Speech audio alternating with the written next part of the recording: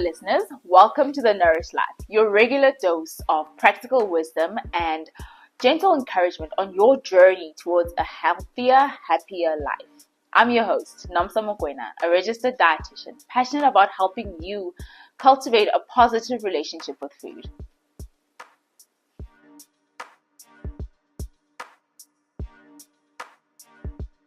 Today, we'll be talking about food intolerances. These are essentially reactions that you get as a result of certain foods that you've eaten, and it tends to happen at least an hour and a half or 2 hours after you've eaten. Normally presents with constipation, diarrhea, bloating, abdominal cramps, flatulence. So if you notice that you tend to be quite gassy a few hours after you've had white bread, for example, that can be an indicator that you have some other intolerance to white bread, or it could very well be that it slows down your metabolism, your digestion, and that is the reason why gas starts to form and the flatulence starts. This is not to be confused with an allergy. With allergies, reactions can happen within 30 minutes after you've had the food item. So let's say you eat a single piece of pineapple and then you start to develop a rash on your mouth. That's an allergy. It's not an intolerance. Anything that results in a skin breakout, itchy throat, those again are more allergy related or some other reaction, but it's not necessarily a food intolerance that you're experiencing. Okay, so when it comes to more common food intolerances, one is to lactose, which is essentially the sugar found in dairy products. So the higher the lactose content in the food, the higher the chance that you will experience a reaction, right? So let's say, for example, having milk or ice cream as opposed to having yogurt or cheddar cheese. So some people can tolerate cheddar cheese because it's been fermented. So the bacteria in the cheese has broken down some of that sugar for you. So by the time you eat it, you're dealing with little to none of it. While others, their reaction starts from milk and they can't even have yogurt because yogurt, even though it does have bacteria, it still has quite a certain amount of lactose. So that sugar is still present. So if you notice that yogurt is still a problem for you, rather switch over to lactose-free yogurt. That has much lower amounts of lactose. It's not completely lactose free. It has much lower amounts of lactose though, so it tends to be much easier for people to tolerate. But there are some people who even lactose free milk is still a problem. In that instance, a plant alternative would be a better option. So that would be like macadamia milk, almond milk, soy milk, any of those plant-based options that do not have any lactose in it. Additionally, some people can tolerate a small amount of milk. Let's say you add milk to your tea or your coffee, but they can't tolerate milk in cereal. So if you're having corn flakes or bran flakes, then it becomes a problem. But when it's milk in your tea or coffee, you don't really have that reaction. And unfortunately, because it's such a quantity dependent type of intolerance, sometimes people overlook the fact that it can be a milk intolerance, because if they have the cereal, it's a problem, but if they have milk, their tea or coffee, it's not an issue. So they sometimes falsely assume it's the cereal that they can't tolerate, because let's be honest, you're not going to try having cornflakes with water to see if you can tolerate cornflakes. So it's more just about trying smaller doses, microdosing it. The good thing about an intolerance is that your body can learn to build up a tolerance. So if you notice that you can tolerate amasi, yogurt, cheeses, stick to those in your diet. Try to incorporate them weekly. That way your body can learn to deal with milk and ice cream, such that by the time you start to reincorporate small amounts of milk, your gut is still able to tolerate it. The issue with still having something that you are intolerant to is that because it can cause that bloating or diarrhea, in those instances, you may not be absorbing all the nutrients from everything else that you ate. So, for example, let's say you had, I'll just go back to the cereal example. Let's say you had a bowl of cereal. Cereal tends to be enriched with a lot of vitamins and minerals. So, plus it's high in fiber.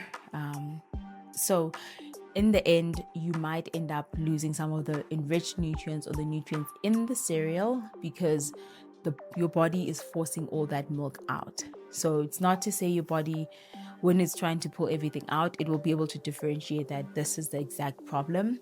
Your body will just panic and flush everything out. That's when you get the diarrhea. Or your body will pause all absorption to try and figure out where the problem was. That's when you get the bloating and the flatulence as a result. So it's better to ensure that if you have picked up what specific food you struggle with tolerating, try to limit it as often as possible until you can build up a tolerance. So let's say you decided to have like a nice healthy meal. So you decided to have some rice with some chicken, some roasted chicken, and some spinach. So a nice balanced lunch or nice balanced supper. But you decided to have ice cream as dessert. And you know very well that ice cream is an issue for you. When your body, by the time the ice cream has made it to your intestines, the spinach, the chicken, the rice, all of those are also there. So your body is seeing one threat and punishing everything that's in the intestines at the same time. It won't decide that, all right, these ones arrived first, they weren't an issue, let's let them be absorbed. So a lot of the time, people who have intolerances may be more prone to nutrient deficiencies, which can present with fatigue, migraines, headaches, brain fog. In women, it can even affect your fertility. So it's always important to, as often as possible, ensure that you are getting to the root of your intolerance so that it doesn't affect your nutrient absorption. Another common or another known intolerance is gluten. So gluten is the protein found in wheat, rye, and barley. So this includes anything made with those grains or their flours. So with wheat, that is found in Weet-Bix or your Weetabix, your Nutrifix, whatever cereals that you're having. It's also found in pasta, so wheat-based pasta, even if it's brown pasta.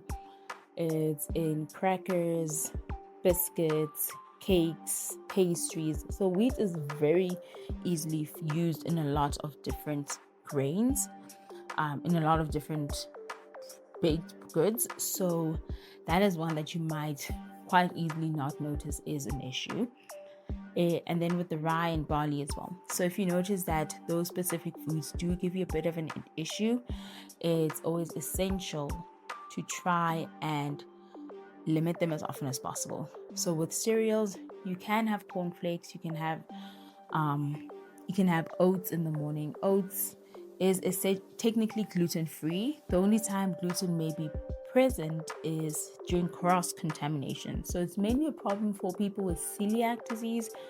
But when you're trying to figure out if you're gluten intolerant, it's less likely to be an issue to have any slight cross-contamination of gluten in your oats.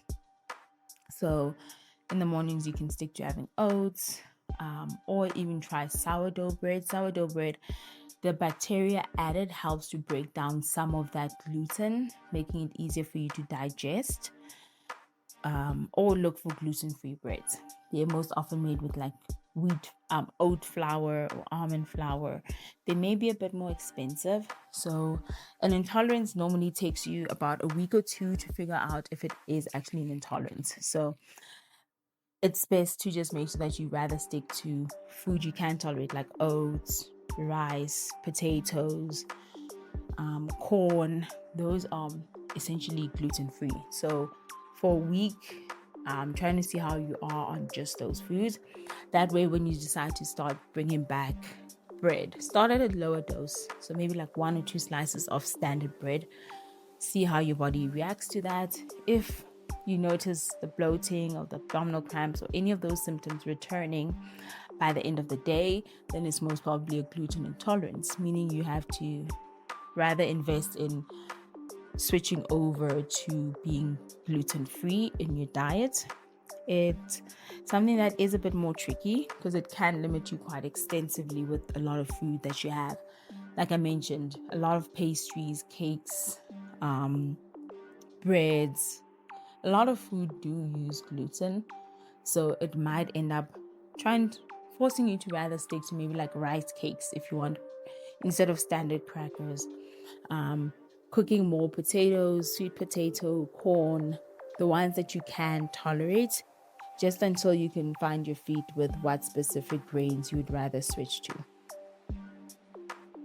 Then there's one that's extremely tricky for a lot of people, and that is a fructose intolerance.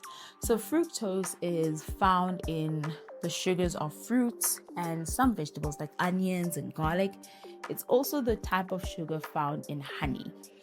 So if you have a fructose intolerance, it might very well specifically be to just onions, garlic, and maybe bananas, which lead to you feeling the bloatedness. So onions and garlic are in so many dishes, it might actually take you a while to actually realize that the problem was always the onions, not necessarily the chicken that you had that day, or the rice that you had that day, or the spinach, or whatever vegetable you had that day. So if let's say you tried gluten intolerance testing for a week and that didn't help alleviate the problem, and then when you bring back the gluten products, the problem is still the same. Try cutting out onions and garlic. See if that isn't a main contributor. This includes onion and garlic powders, and the bottled crushed garlic. So, or those mixed spices. With mixed spices, you would have to check the ingredients list to see if they don't incorporate onion or garlic powder as part of the spice blend. Stock cubes. Stock is generally made with some onions in the mix. So sometimes, just make sure if it's if it's a stock cube or stock pot or stock powder, that onions aren't part of the ingredients, then that would be a safer option to use. So all in all, because intolerances are such a difficult thing to fully understand on your own, it's always best to seek help as often as possible. Like I said, it can cause nutrient deficiencies. So if you've noticed you are bloated quite often and you have a lot of fatigue or migraines or have a history of anemia, just make sure you get a blood test done just to rule out possible deficiencies. Speak to your doctor to see if they can't refer you to a dietitian to help you pinpoint what specific things you may be intolerant to. So the dietitian would help guide you on the journey and help you specifically adjust your diet around your lifestyle. So not everyone loves oats. So the dietitian that works with you would be able to guide you on that specific part and ensure that you correct whatever deficiencies you may have had. Sometimes intolerances can very well just be as a result of inflammation in your gut. So it might just be helping reestablish a balanced microbiome and incorporating omega-3 into your diet to help correct the problem. Right.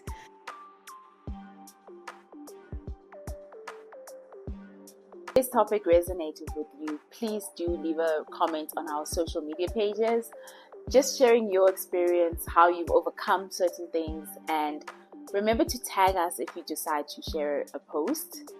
And always remember to go on your Bestmed Temple website and also on the social media pages just for more tips and guidance on how to improve your diet, improve your wellness journey, improve your physical health.